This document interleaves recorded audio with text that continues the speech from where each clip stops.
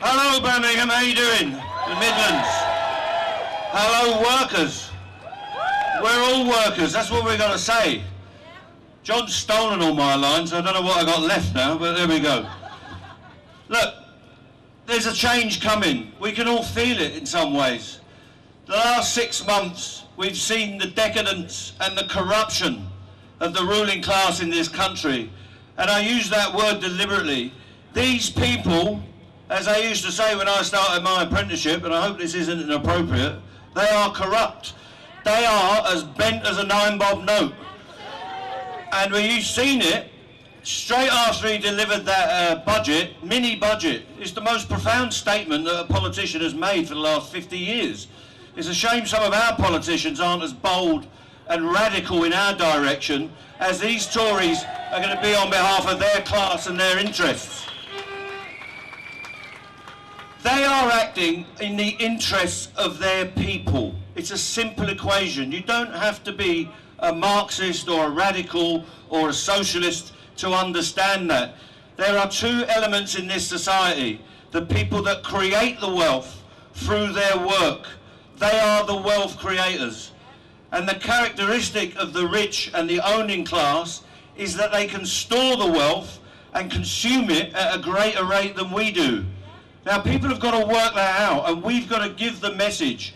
If you want to preserve your school, if you want to preserve your hospital, your care centre for the elderly, your education system in its entirety, if you want water coming out of your taps, you want electricity delivered to your house, you want to get on a train or a bus at on a decent fare, we're going to have to bring back public ownership across the piece. The energy crisis, there would be an energy crisis if there weren't any energy. There is an abundance of energy. 50% of our energy is produced in our waters. The problem is, who owns the energy? The rich own the energy, and we're going to have to subsidise their profits.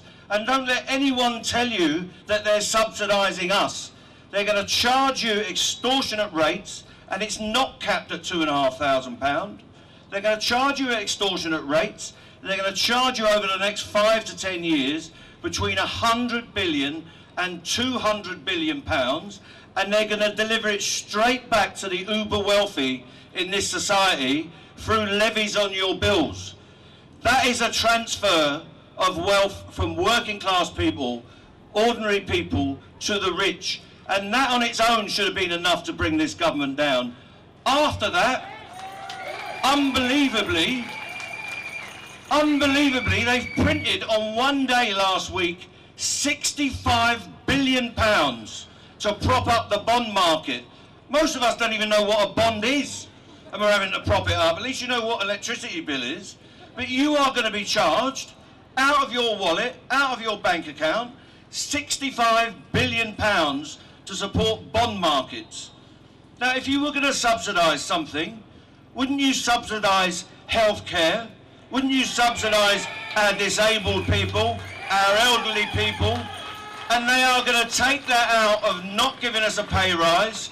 They are going to cut the benefits of all of our pensioners, all of our people that need our support, our common support. That's why we pay tax. We pay tax to support our people, not to subsidise the rich. The rich should be subsidising us.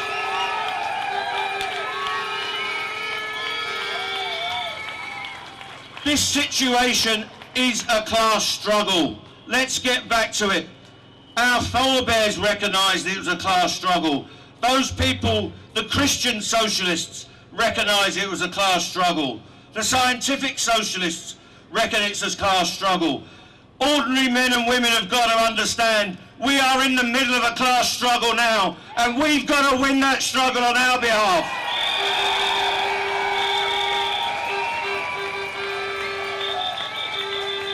This time next year will be too late, because if they get away with their agenda, they will make it virtually impossible for us to have industrial action. That police bill and the other bills that they're going to bring in to crush our human rights could make it impossible for us to gather like this in the streets of Birmingham or in the streets of Glasgow or Bristol or Cardiff or London. That is an outrage and we cannot tolerate it. We will not tolerate it. We are going to come onto the streets and we are going to be united as a working class. And we are going to defeat this government. We're going to win the battle of ideas. We're going to win the battle for community spirit, for our people. And it's essential that we do it. The time is now. We cannot wait. We've got to bring down this government and get a new one. But let's say to the people that we might vote in, whether they're in Edinburgh or Cardiff or in Westminster, no matter what colour they got on their rosette, you must deliver for our people, whether you're I nearly said Blair. Whether you're Starmer or Reeves or whoever you are, or Sturgeon up in Scotland, or down in Wales, or in the Midlands, in the regional authorities, or in the city council, we know the problems you've had there. You must deliver a workers' agenda, an agenda that transfers wealth and power to our people. That's what we're demanding.